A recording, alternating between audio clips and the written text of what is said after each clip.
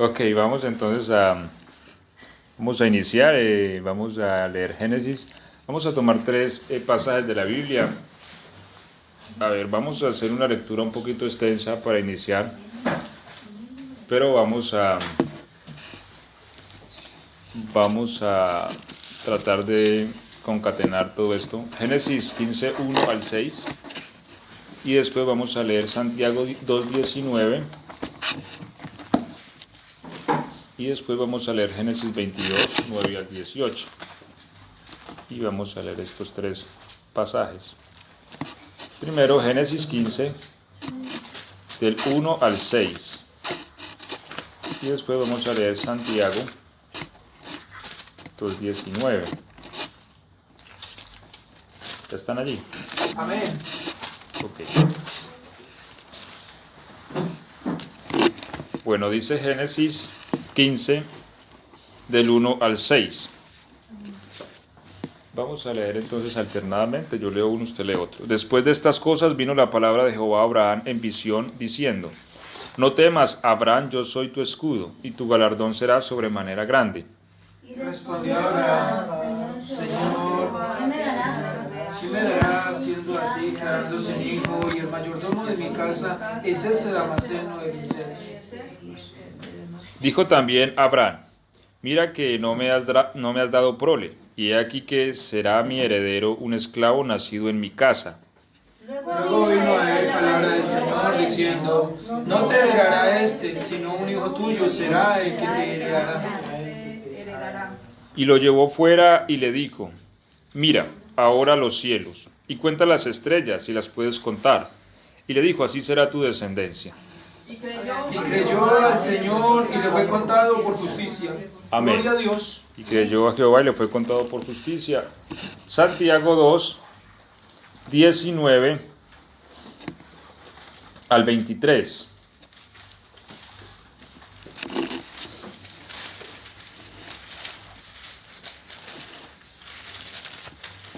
Santiago capítulo 2, verso 19 hasta el verso 23. Dice el verso 19: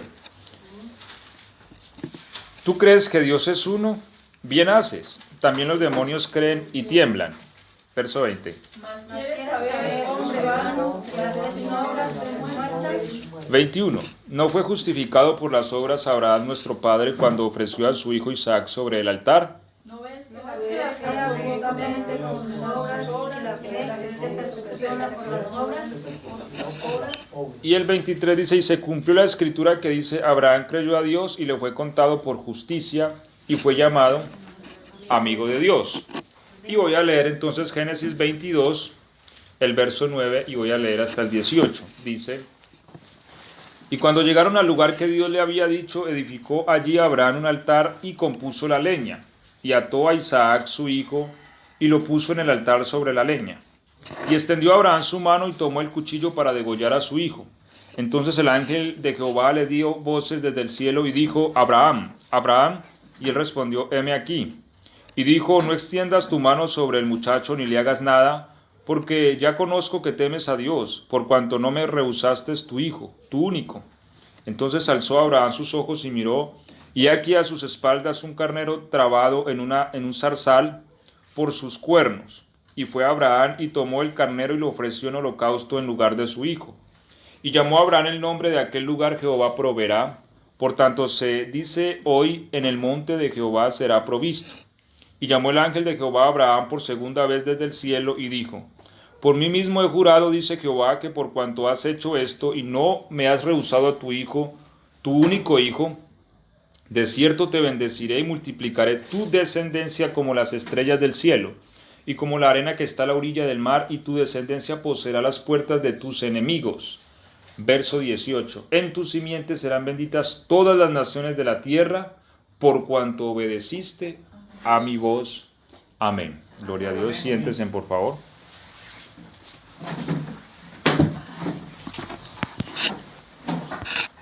Ok. Entonces vemos aquí tres pasajes. Uno, la noche en que Abraham hablaba con Dios y le expone la queja de su corazón o su inquietud.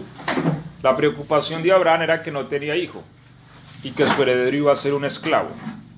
Sin embargo, Dios le invita a salir afuera y a ver las estrellas. Y le dice que las cuente, y al no poderlas, pues le dice el Señor, así serán tus hijos, ¿cierto? El verso siguiente dice, y creyó Abraham a Dios, y le fue contado por justicia. Sin embargo, aunque ese es el verso que sigue, Santiago nos dice que la justificación de Abraham no se produjo en ese momento. Es decir, Dios le declaró justo, pero cuando la palabra tuvo un cumplimiento. ¿Cuándo realmente se cumple la palabra de Dios? Bueno, lo vemos entonces en el verso 22, donde leímos en el capítulo 22 del Génesis, del verso 9 al 18. Cuando Abraham ofrece a su hijo en holocausto. Allí, porque eso es lo que dice Santiago, ¿cierto? Y se cumplió así la palabra de Dios que dice, creyó Abraham a Dios y le fue contado por justicia. ¿Cuándo se cumplió? Santiago nos dice, cuando ofreció a su hijo, ¿cierto? O sea, pese a que la palabra de Dios le justificaba cuando él miró las estrellas, esta palabra tiene un cumplimiento. El cumplimiento de la palabra es la liberación de la bendición de Dios.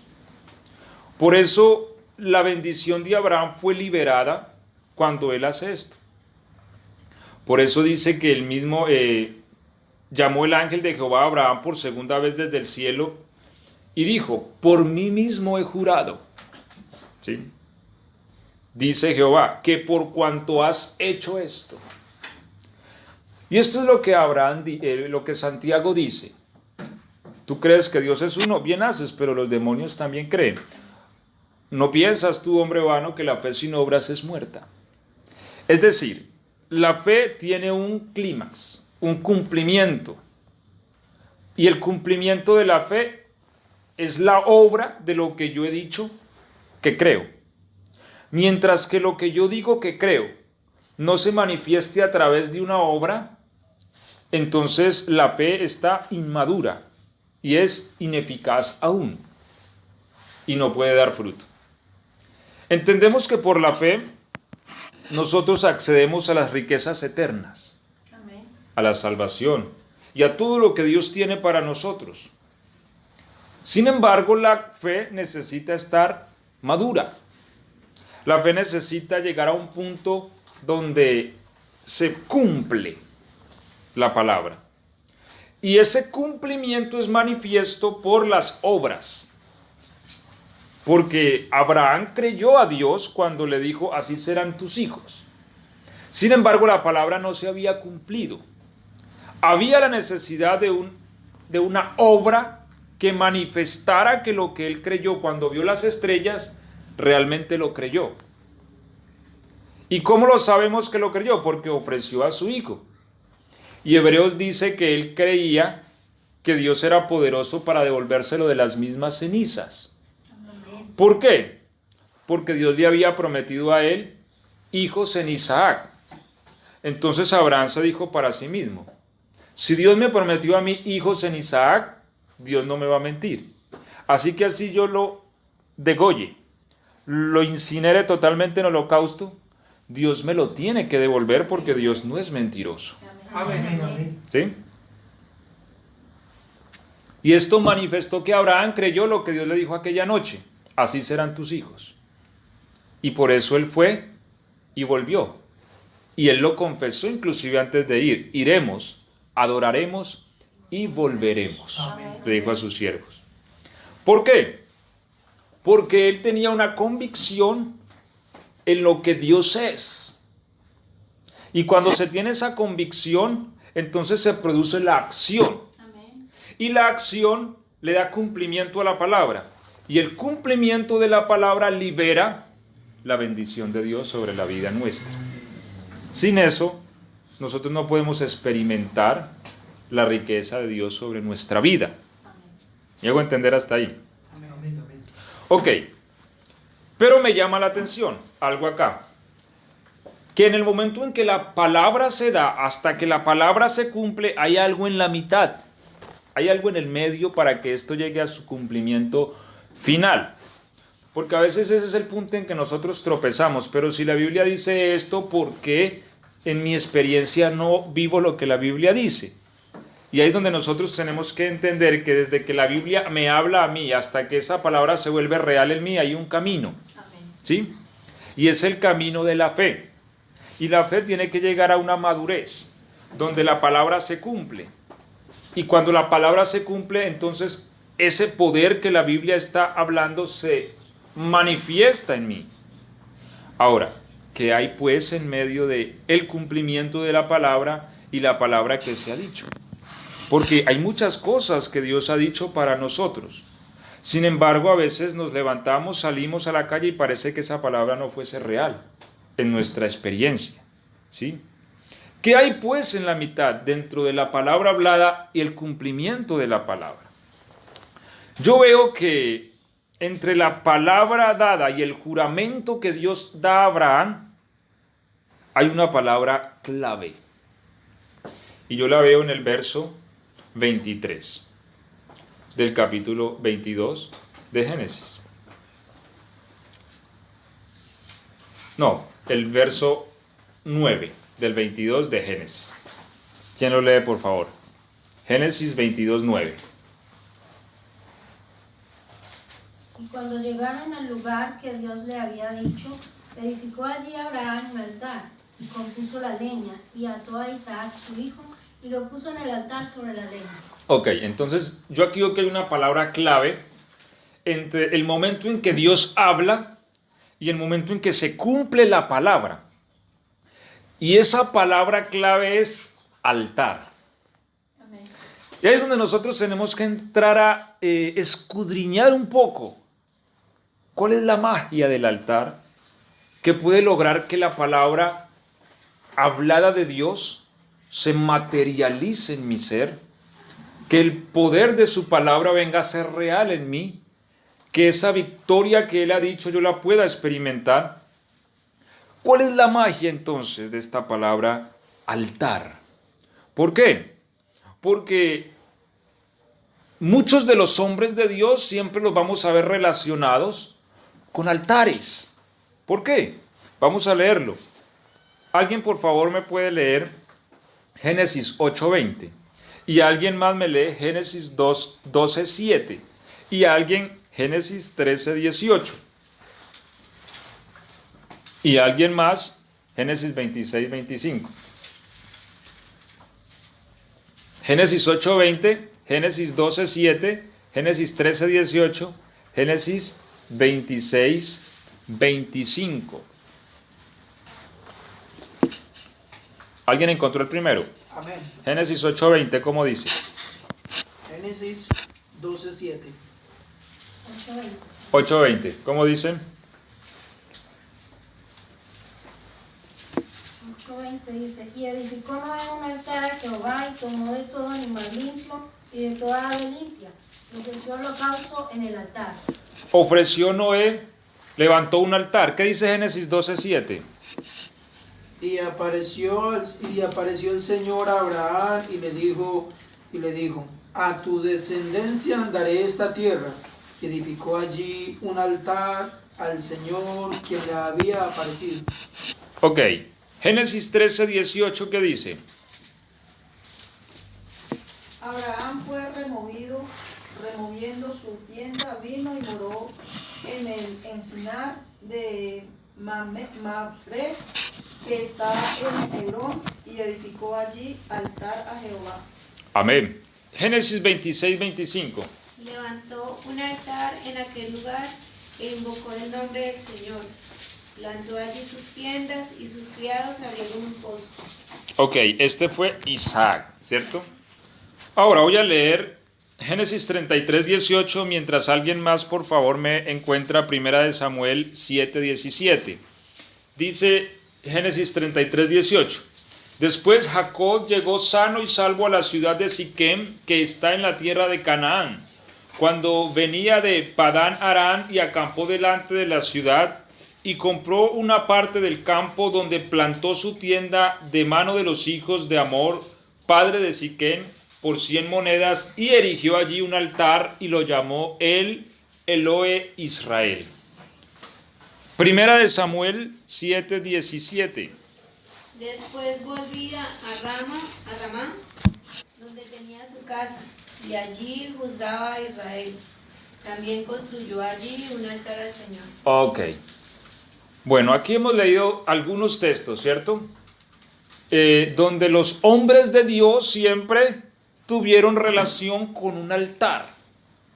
Vemos entonces a Noé cuando salió del arca, levantó un altar al Señor e hizo holocausto. Y esta palabra es bueno que la tengamos clara, holocausto. Vemos entonces a Abraham que donde él se instalaba, lo primero que hacía era levantar un altar al Señor.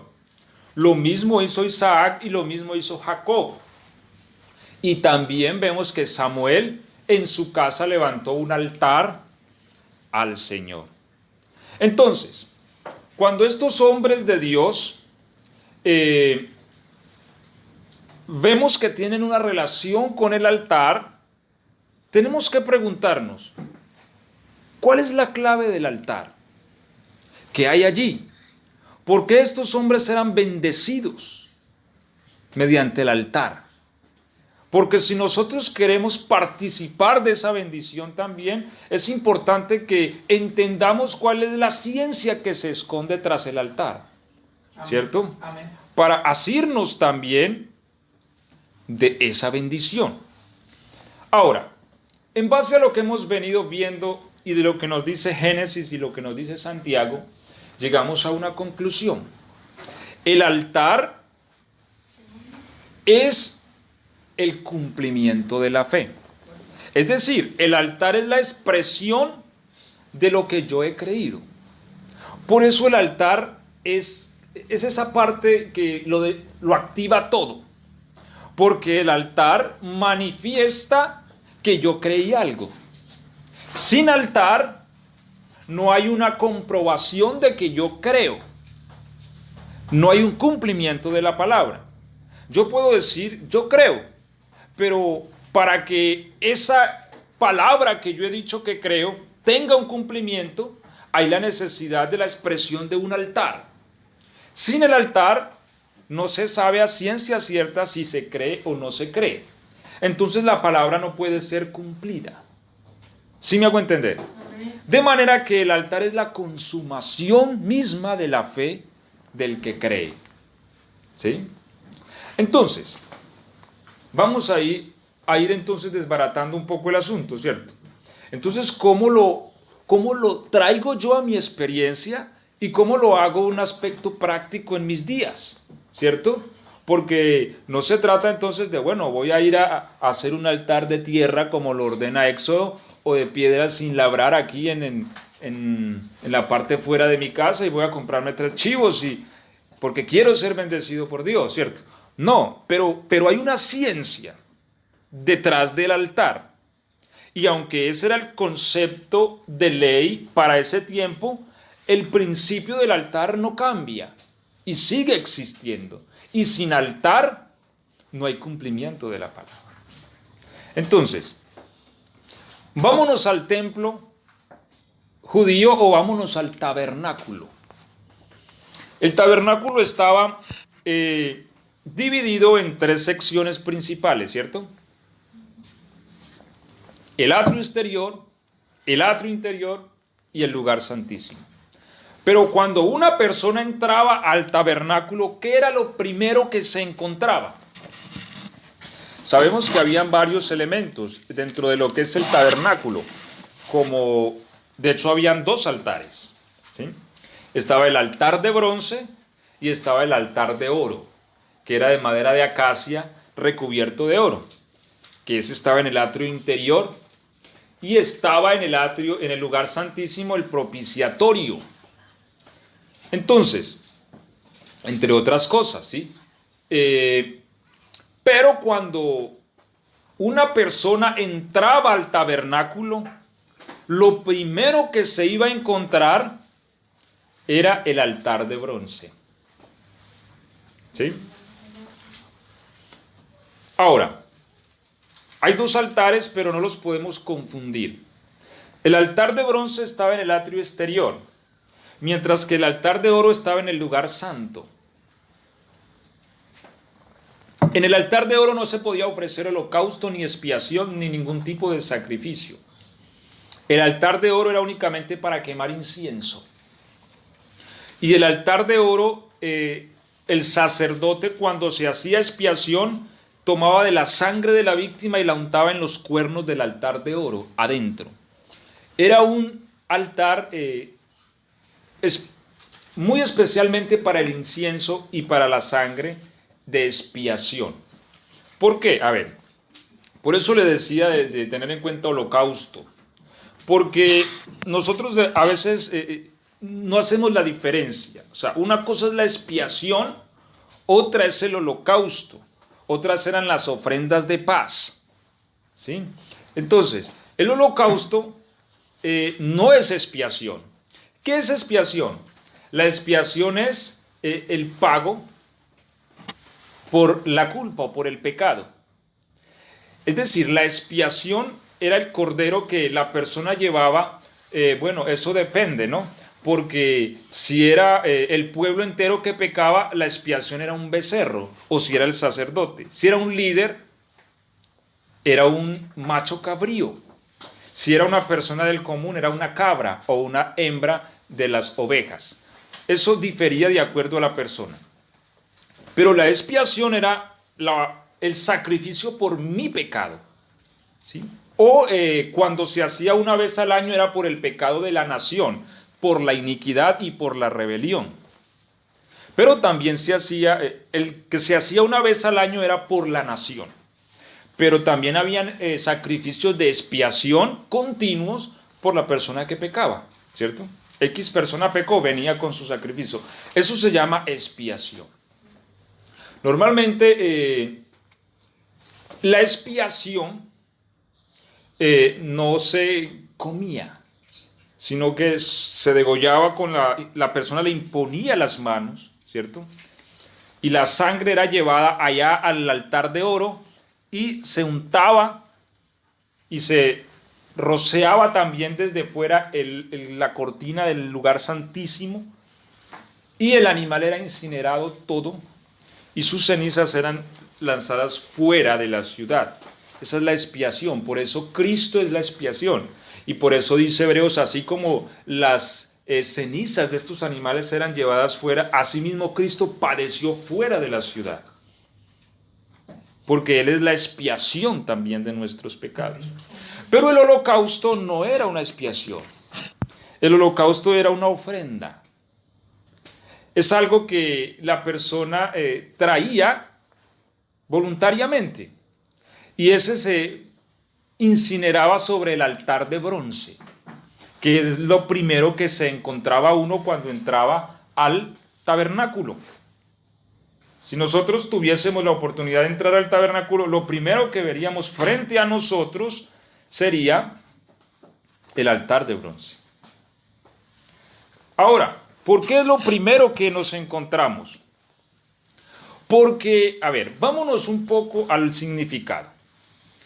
A ver, en ese altar, bueno, tenía diversas funciones, pero algunas de sus funciones eran sacrificar sobre él holocausto, ofrendas de paz, oblación o libación. Estas cosas tienen un significado espiritual y ya lo vamos a ver.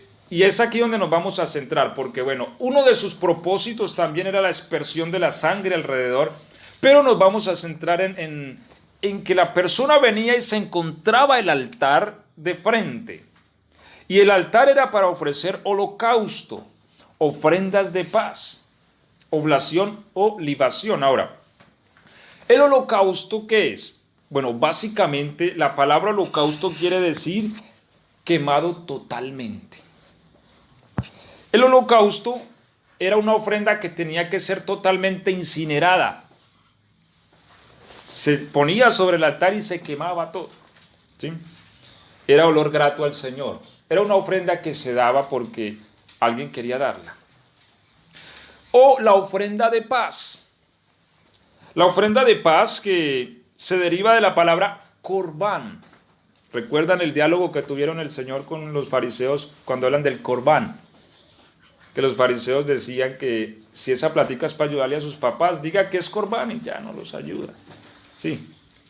Pero bueno, el tema es que ofrenda de paz se deriva de la palabra corbán, que esta a su vez se deriva de una raíz hebrea que se escribe karob. ¿Qué quiere decir esta palabra? Significa venir a Dios o acceder. Y entonces aquí vamos entendiendo un poco el asunto. Venir a Dios o acceder. Entonces, cuando yo entro al tabernáculo y lo primero que me encuentro es un altar donde se ofrece una ofrenda que lo que quiere decir es venir a Dios o acceder, me está dando ya una información y me está diciendo que para yo acceder delante de Dios, yo necesito un sacrificio. ¿Sí me hago entender? Amén. Y sin sacrificio no puedo acceder.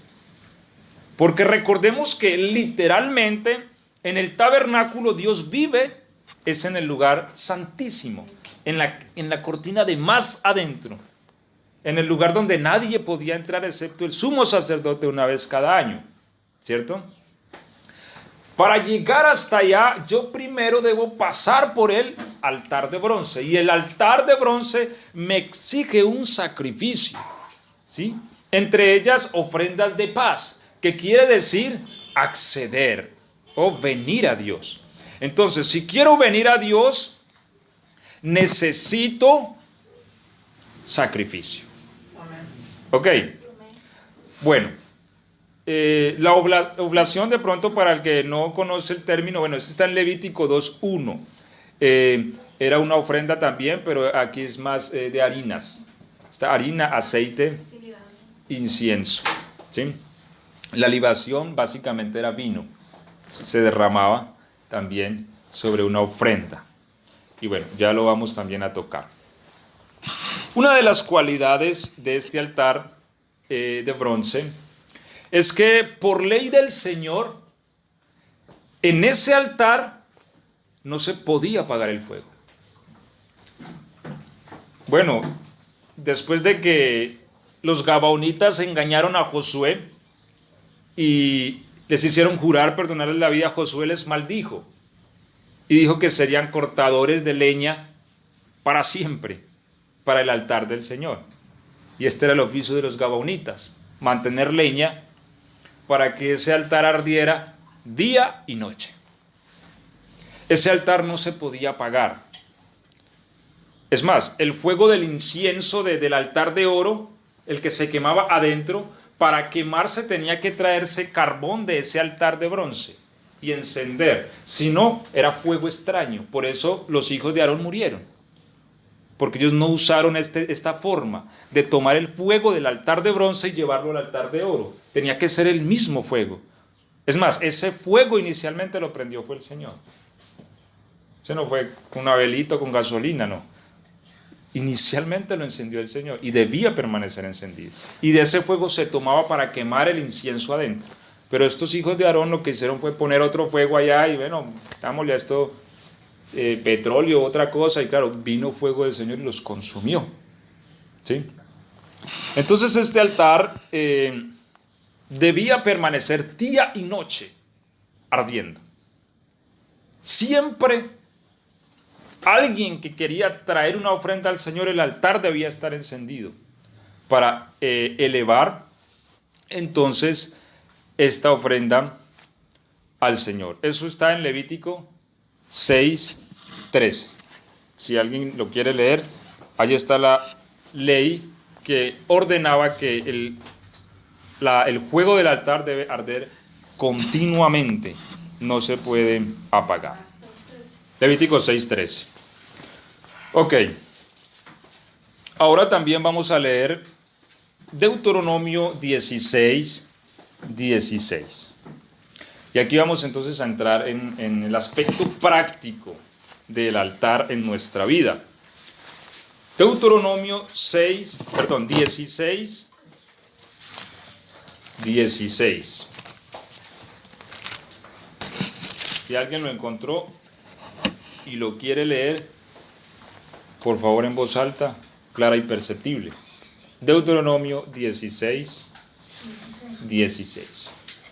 3 veces cada año aparecerá todo varón tuyo delante de Jehová tu Dios, en lugar que él escogiere, en la fiesta solemne de los panes y levaduras, y en la fiesta solemne de las semanas, y en la fiesta solemne de los tabernáculos.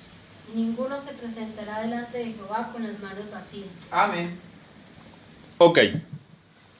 Entonces aquí vemos una de las exigencias que hacía el Señor al pueblo.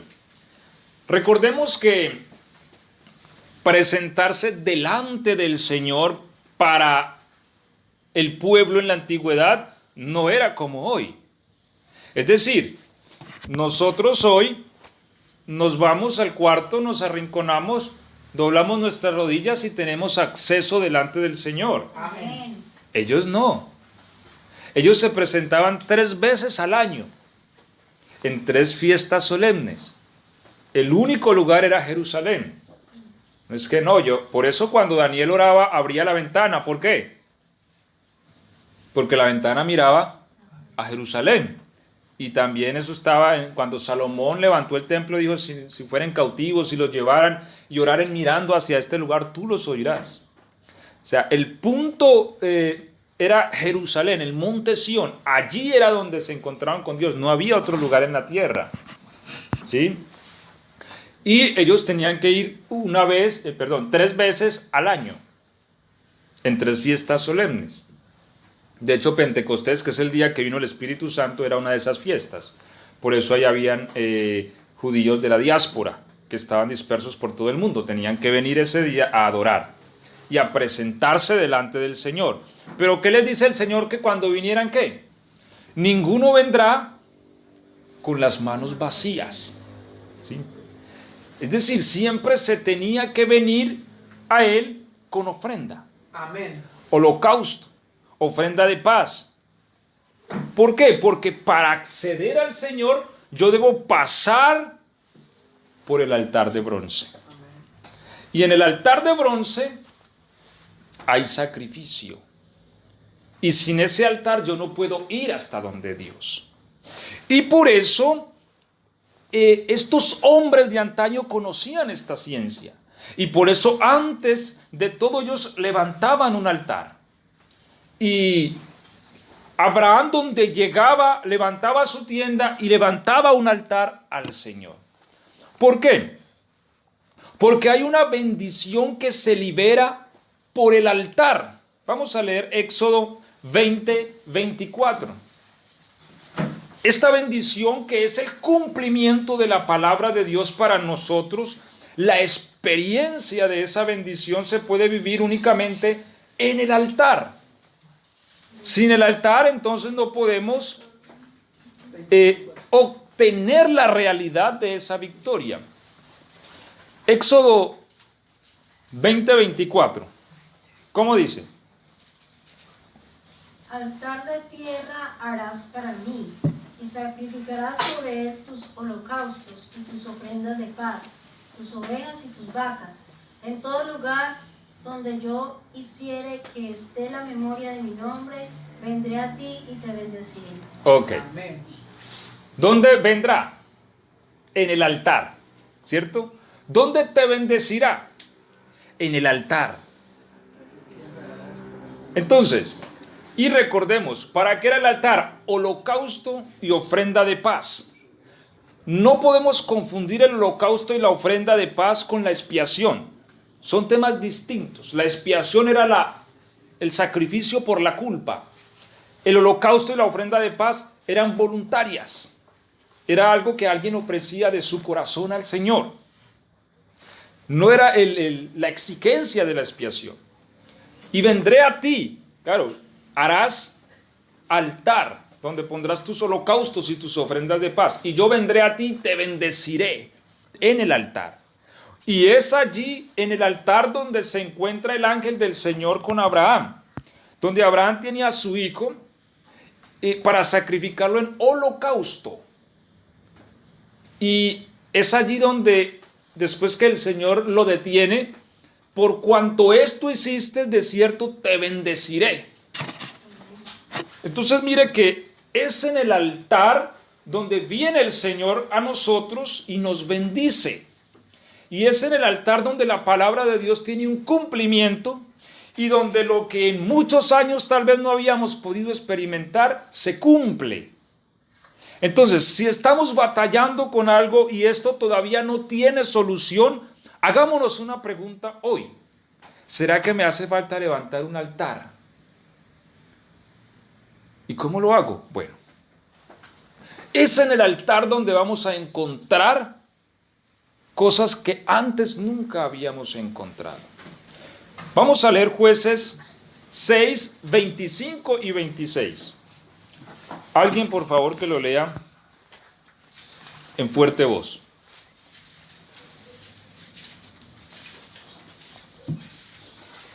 Libro de los Jueces, capítulo 26. Perdón, capítulo 6, versos 25 y 26. ¿Quién lo encontró que lo lea fuerte?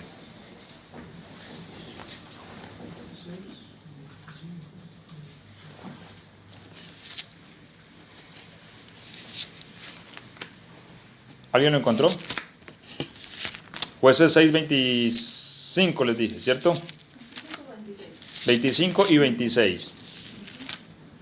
Aconteció que la misma noche le dijo el Señor: toma un toro del hato de tu padre, el segundo toro de 7 años, y derriba el altar de Baal que tu padre tiene, y corta también la imagen de Acera que está junto a él. Versículo 26.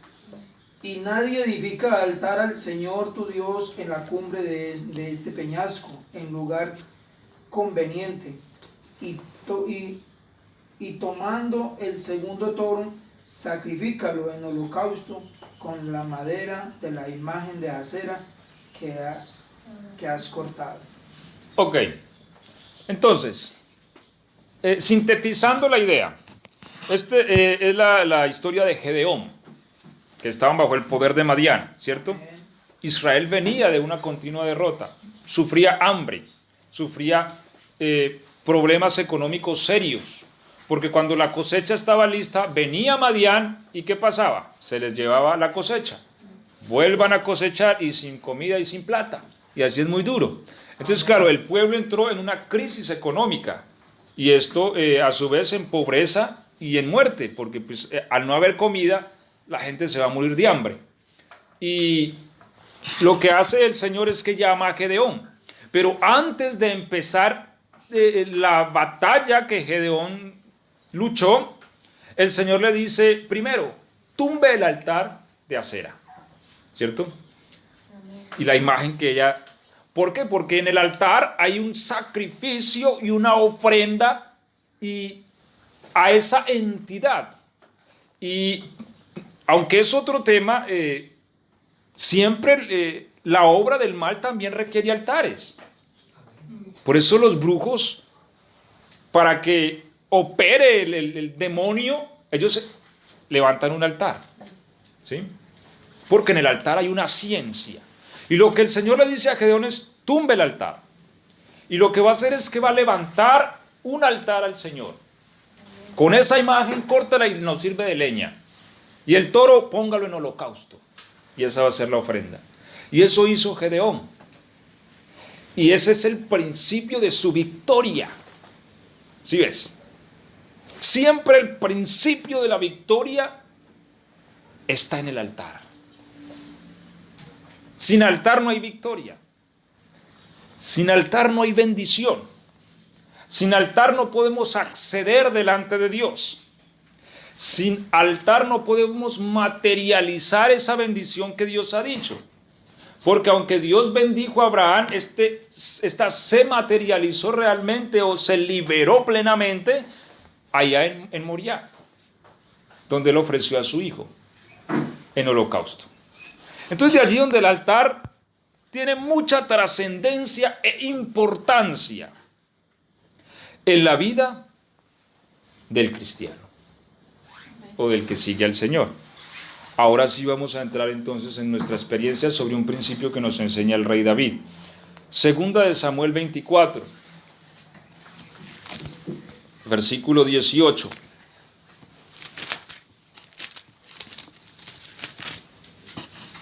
Segunda de Samuel,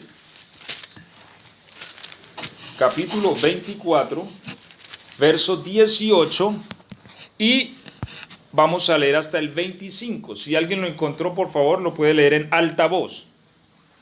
Aquel día Gad se presentó a David y le dijo: anda y levanta un altar al Señor en la era de Araúna, Jebuseo. Fue David como se lo había dicho Gad, cumpliendo la orden del Señor. Cuando Araúna vio al rey que con sus servidores se dirigía hacia él, se adelantó y se postró ante él, rostro en tierra. ¿Hasta cuándo? Hasta el 25. Araúna dijo: ¿por qué viene mi señor el rey a su siervo? David respondió: a comprarte la era y levantar en ella un altar al Señor, para que el castigo se retire del pueblo. Araúna dijo a David: tómela mi señor, el rey, y ofrezca en ella lo que le agrade. Mira, ahí están los bueyes para el holocausto, los trillos y el yugo servirán de leña. El siervo de mi señor, el rey, se lo da todo al rey. Y añadió: que el Señor, tu Dios, te sea propicio. El rey respondió a Araúna: no, yo quiero comprártelo a precio de plata. No quiero ofrecer al Señor mi Dios sacrificios que no me cuestan nada. Y David compró la era y los bueyes en 50 monedas de plata. David levantó allí un altar al Señor y ofreció holocaustos y sacrificios de reconciliación. Entonces el Señor tuvo misericordia del país y retiró el castigo de Israel. Amén. Verso 25, ¿cierto? Y edificó allí David un altar a Jehová y sacrificó holocaustos y ofrendas de paz. Y Jehová oyó las súplicas de la tierra y cesó la plaga en Israel. Y esta palabra, hermanos, es muy especial. Porque, a ver, el Señor a mí me ha venido hablando en relación a esto. Hay cosas que uno en la vida no ha alcanzado porque hace falta un altar. Amén. Y el altar, cuando se llega a su cumplimiento, libera un poder. Pero hay un principio aquí muy importante que muestra el rey David. El rey David es un hombre muy admirable porque era un hombre que conocía al Señor. Es muy especial uno ver una persona que conoce al Señor. Y este hombre Araúna le dice: no, agárrelo, lo que necesite. Si necesita los becerros, ahí los tengo, al rey lo que necesite. Pero David en muchas ocasiones recibió muchas cosas. Pero cuando se trataba de altar y de holocausto y de ofrenda de paz, no puede ser algo que no cueste. Porque el sacrificio mismo tiene que ser representado por algo que cuesta. De lo contrario, no es sacrificio. De lo contrario, no tiene un valor realmente. Entre más profundo sea el valor de esto, mayor poder libera. Entonces, David sabía esto y le dice a Araúna: no, gratis no. Si fuese para otra cosa, tal vez se lo recibo. Pero no sacrificaré holocausto al Señor, ¿sí? No ofreceré sacrificio al Señor que no me cueste nada. Aquí hay un principio poderosísimo. Amén. ¿Sí? Que no me cueste nada. Ahora, En este error cayó el sistema sacerdotal. Malaquías 1, y vamos a leer del 7 al 14.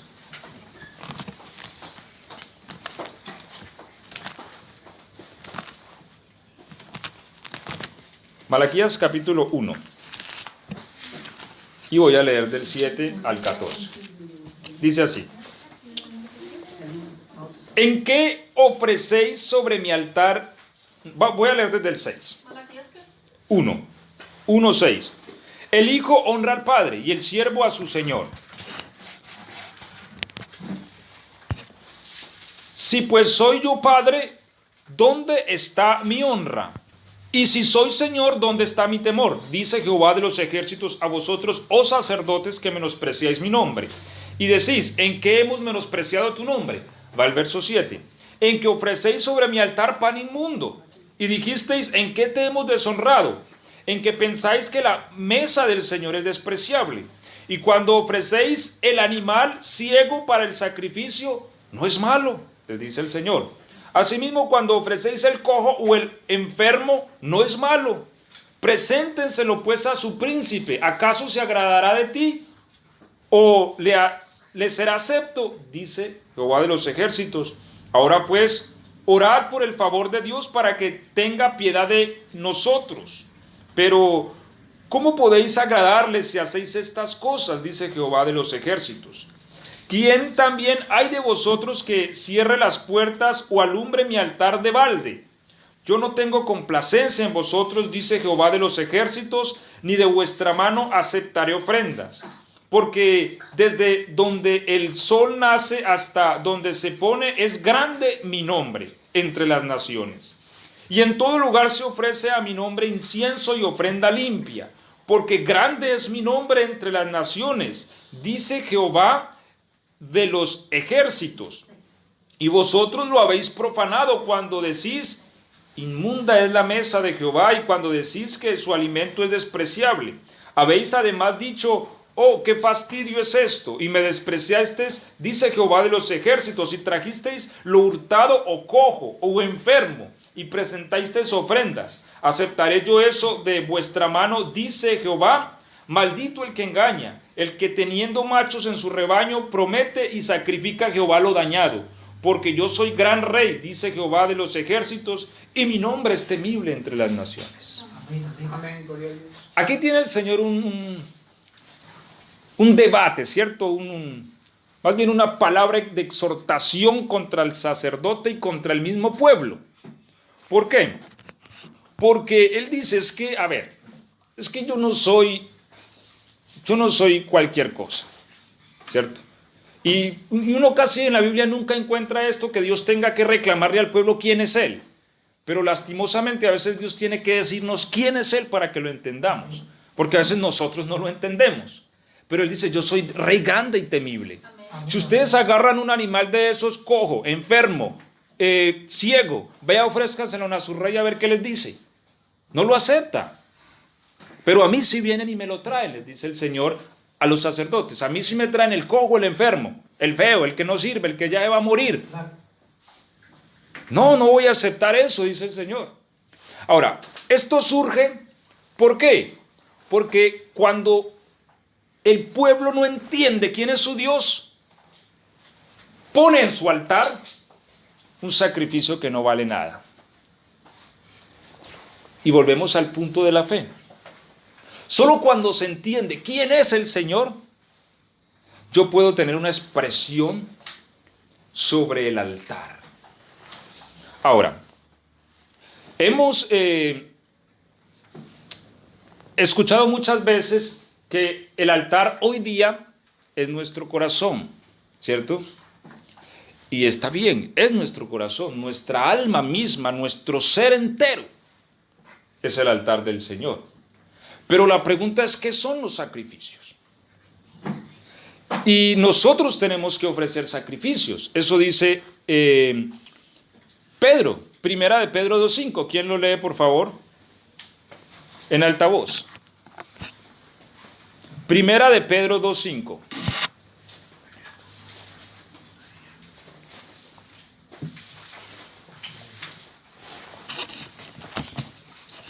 nosotros tenemos un sacerdocio también, y como sacerdocio también se nos demandan unos sacrificios.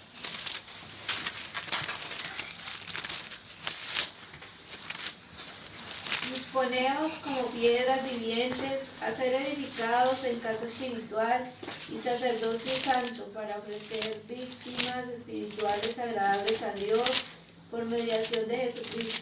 Ok, para ofrecer víctimas, sacrificios en la Reina Valera, ¿cierto? Somos un sacerdocio para ofrecer sacrificios espirituales por medio de Jesucristo, quien es nuestro sumo sacerdote. Es decir, el sistema sacerdotal al que nosotros pertenecemos hoy día ya no es el levítico, es el de Melquisedec.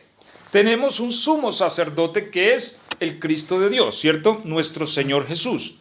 Y nosotros mismos somos sacerdotes de Dios.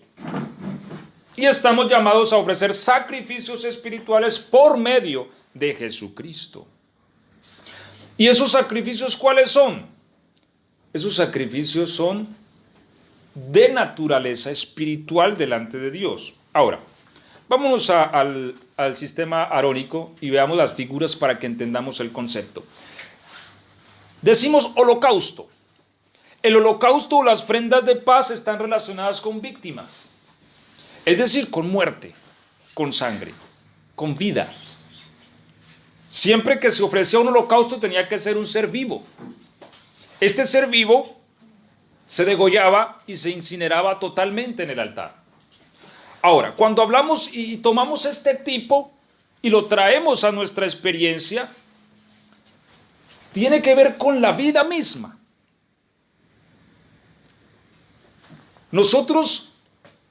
Nuestra vida es un altar. Y a veces el asunto hoy día no está en tanto en tener o no tener el altar. El altar está allí, aunque muchas veces el altar mismo está como estaba el altar en tiempo de Elías, ¿cierto? Pero nuestra vida como altar debe tener fuego encendido y sacrificio y holocausto. Y ese holocausto se relaciona con la vida. Ahora, si hablamos de la vida hoy día, ¿qué es la vida? La vida nuestra. Bueno, la vida la podemos reducir a pequeñas cosas, ¿como qué? Tiempo, ¿cierto? Dinero, sí, porque nos pagan por tiempo, ¿cierto? En el dinero se representa la vida humana también. Por ejemplo, yo le contrato, alguien puede decir, le contrato y le voy a pagar 800 pesos para que trabaje para mí 8 horas. Esas 8 horas son su vida. Él está vendiendo 8 horas de su vida a alguien por 800 pesos. ¿Sí me hago entender? Entonces, hay una representación de vida en el dinero, en el tiempo, porque nosotros vivimos, tenemos un límite de tiempo para vivir en este mundo. Cada día que pasa es un día menos que vamos a estar sobre el mundo. Entonces, nuestra vida humana y física debe ser el sacrificio que se presenta delante de Dios. Dios se complace en que le ofrezcamos su vida. A Dios le gusta que nuestra vida muera. ¿Por qué? Porque cuando nuestra vida muere, la vida de Jesús crece en nosotros. Amén. Ese es el sacrificio espiritual. Entonces, en mi altar, yo debo tener siempre un sacrificio, como dice David, que me cueste.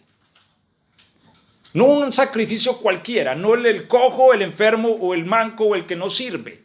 Muchas veces en nuestro altar hay eso.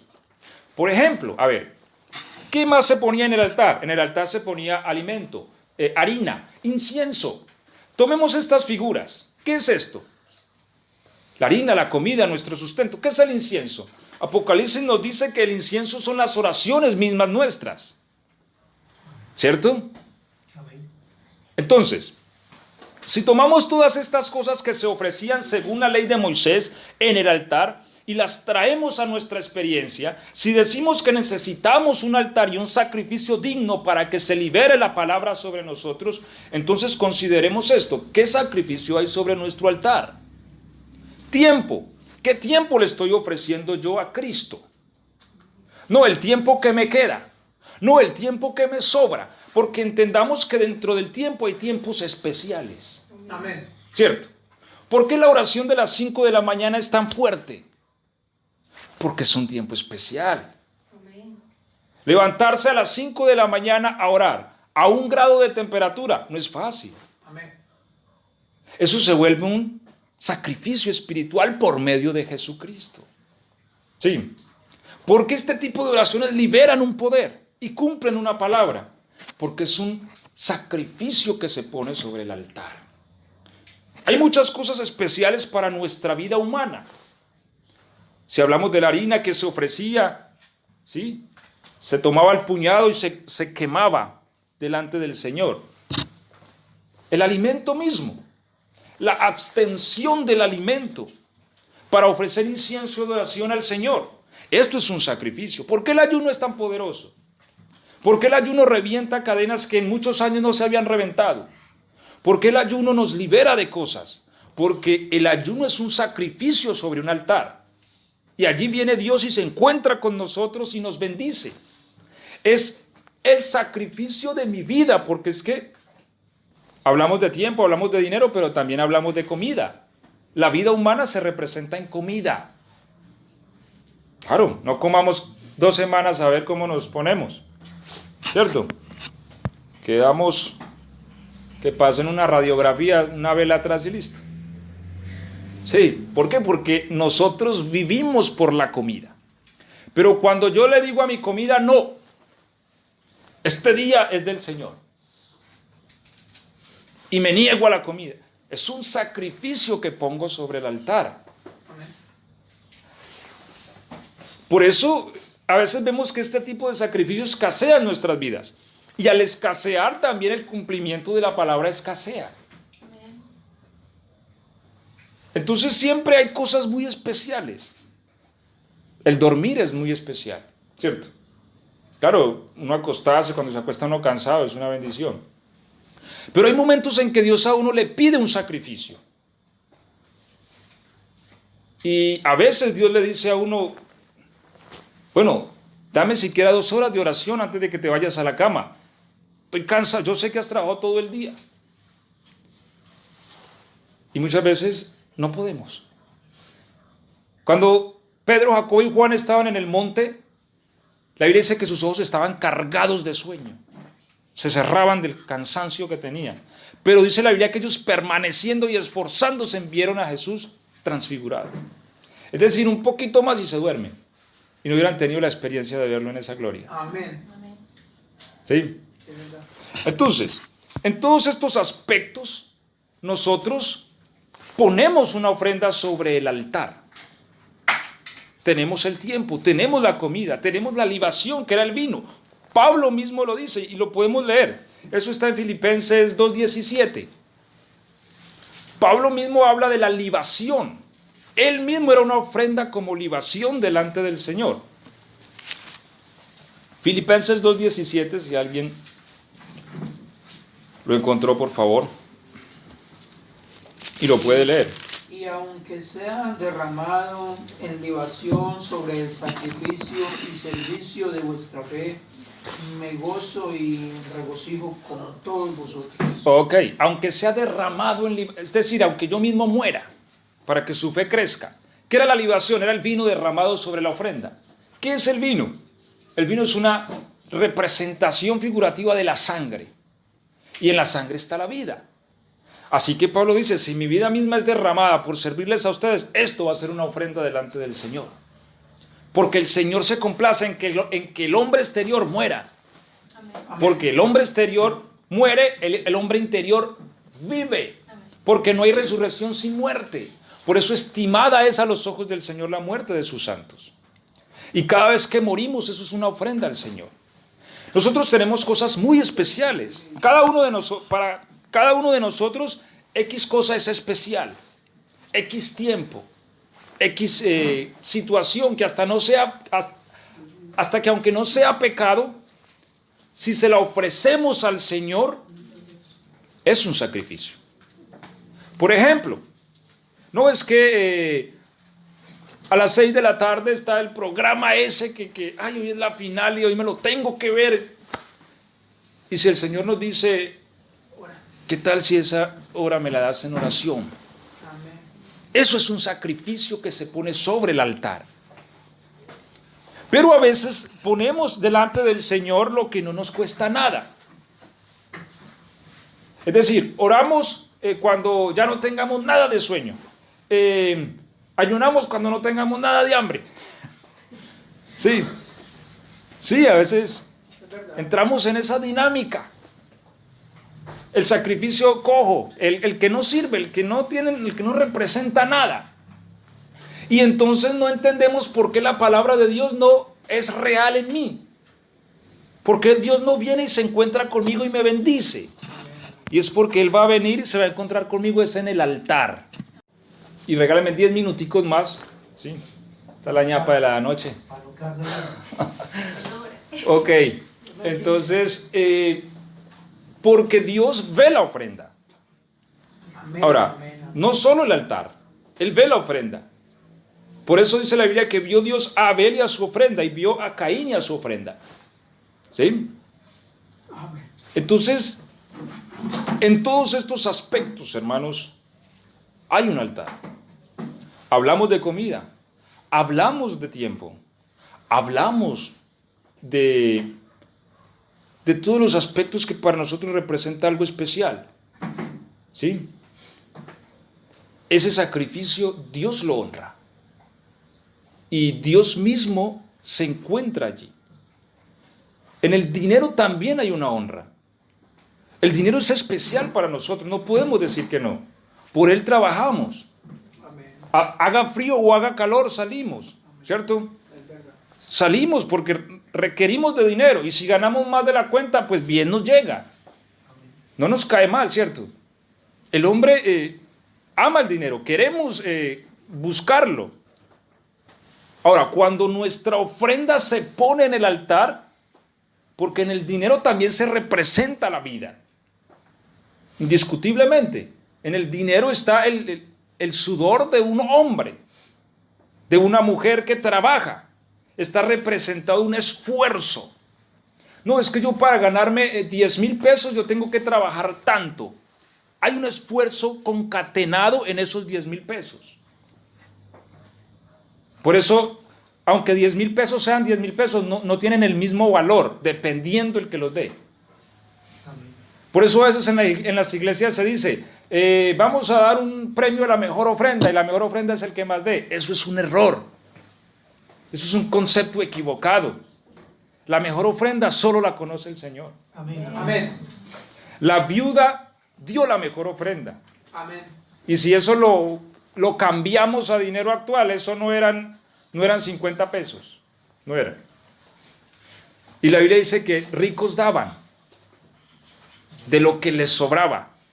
Pero esta mujer que no alcanzó ni a dar 50 pesos, Jesús dijo, esta dio más que todos. ¿Por qué? Porque era una mujer que sabía que en el altar se ponen sacrificios agradables al Señor. Dio su sustento, su vida iba representada en esos 50 pesos. Porque era su sustento. Comprar pan, comprar leche y 2 huevos para comer ese día. Lo dio al Señor. Amén. Eso se llama sacrificios espirituales por medio de Jesucristo. ¿Por qué? Porque se hacen por fe. ¿Por qué por fe? Porque se reconoce al Señor de los ejércitos. Amén. Cuando se tiene esa visión de Dios y esa claridad, entramos en lo que dijo David: no daré ofrenda que no me cueste nada. ¿Por qué? Porque Él les dice allá en Malaquías, porque yo soy rey grande y temible. Entonces, si nosotros a veces miramos y bueno, no, esto me sobró, entonces esto es para la ofrenda. A veces entramos en esa dinámica, ¿cierto? Y nos pasa lo que le pasa entonces al sacerdocio levítico. Ofrecían el enfermo. ¿Por qué? Porque estos estaban aliviados, pero este está como enfermito. Pongamos este en el altar. Y el Señor le dice, no lo recibiré. Quémenlo, sí, quémenlo, pero yo no lo recibo. A veces nosotros ofrendamos, pero nuestra ofrenda el Señor no la recibe. ¿Por qué? Porque el Señor primero ve nuestro corazón y de ahí ve nuestra ofrenda. Por eso dice el texto, y vio Dios a Abel y a su ofrenda. Es decir, Dios no necesita dinero. Dios necesita a alguien que lo honre. Porque Él le dijo a Elí, yo honro a los que me honran. pero los que me menosprecian serán tenidos en poco. Hermanos, y esta palabra es una palabra que el Señor mismo me ha venido hablando a mí. Y yo tuve el sentir también de compartirla con ustedes. Amén. Pero muchas veces, hermano, el Señor reclama eso, porque uno, si tiene una cita con el médico a las 7 de la mañana, a las 6 está listico, ya saliendo, van del médico. Pero si no tiene cita con nadie, que nos lleguen las 10 y a las 10 oramos. A veces entramos en eso. Amén. ¿Sí? Y el Señor dice, bueno, pero ¿dónde está mi sacrificio? Si le cumplimos al hombre, porque a Dios no. Ahora, el Señor le reclama y les dice al pueblo, si ustedes presentan ese chivo o ese becerro delante de su rey, no se lo recibe. Si a mí me contratan y me dicen, venga, a las 7 tiene que estar aquí, yo llego a las 8 o a las 9, me echan. Me dicen, mío, no sirve, está despedido. Aquí es a las 7 o sí o no. Pero al Señor a veces no, pues está bien, sí. El Señor me contrata, pero pues, claro, eso lo está viendo Dios. Y decimos, ¿por qué el Señor ha dicho eso y no se cumple en mí? Porque Él viene en el altar. Recordemos que Elías levantó el altar, puso el becerro sobre el altar. Y cuando el altar y la ofrenda estaban allí, vino fuego y encendió el altar. Eso mismo le pasó a David, allá con Arauna. Él puso el altar, puso el sacrificio. No me regale nada a Arauna, no. Yo le agradezco, hermano, usted es muy buena gente, pero yo no voy a sacrificar cosa que no me cueste. Y puso delante del sacrificio el holocausto y la Biblia dice que el Señor le respondió por fuego. Vino fuego del cielo y se encendió. Porque ese es el sacrificio que agrada a Dios. No porque Dios necesite algo de nosotros. La Biblia dice que si Él tuviera hambre no nos lo diría a nosotros, pues de Él es la tierra y su plenitud. Amén. Sino que Él quiere un corazón que lo honre y que vea que Él es Dios sobre todas las cosas. Amén. Y cuando hacemos eso en fe, eso libera cosas tremendas, hermanos. Se hace que Dios mismo jure por sí mismo. Eso hizo con Abraham. Por cuanto esto hiciste, Abraham, juró por él mismo. De cierto te bendeciré. Amén. Y la bendición de Dios cambia todas las cosas. Amén. Amén. Tú lo cambia de un momento para otro. El Señor le dijo a Israel, hombre, en un minuto, si ustedes me hubieran escuchado, en un minuto hubiera acabado con todos sus enemigos, en un instante, en un momento. Nosotros batallamos toda la vida y batallamos porque a veces no entendemos la clave. La clave está en el altar. Gloria a Dios. Y en el altar se pone el sacrificio. El sacrificio se hace por fe. Porque por la fe conocemos que Él es Rey grande y temible. Y cuando ponemos en el altar ese sacrificio grande, Él dice, te es que yo no puedo negarme a mí mismo, voy a bendecirlo porque es una persona que honra a Dios. Y Él ha dicho, yo honro a los que me honran. ¿Sí? Y esto puede cambiar esa situación crítica que ha venido durante muchos años en un instante, porque es el poder de Dios. ¿Sí? Es en el altar donde vienen esas manifestaciones poderosas. Es en el altar donde vino fuego. Es en el altar donde juró el Señor a Abraham bendecirlo. Es en el altar donde apareció el arco iris. Al percibir ese olor de ese altar de Noé apareció el arco iris y el Señor juró también. Hizo pacto con Noé y con todo animal del campo. Yo cuando miro el perro, yo le digo, usted es tan bienaventurado que hasta con usted ha hecho pacto el Señor. Porque con toda carne, dice la Biblia, que se arrastra, hizo pacto Dios con el arco iris, que nunca más les iba a inundar con agua. Pero fue en un altar. Fue en el altar que vemos que el Señor fue propicio a Israel y quitó la plaga.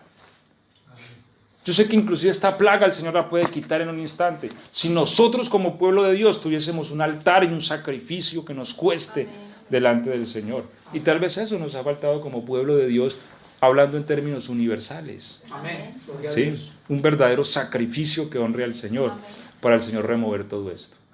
Muchas cosas se pueden lograr en el altar, pero con un sacrificio que cueste, que honre a Dios.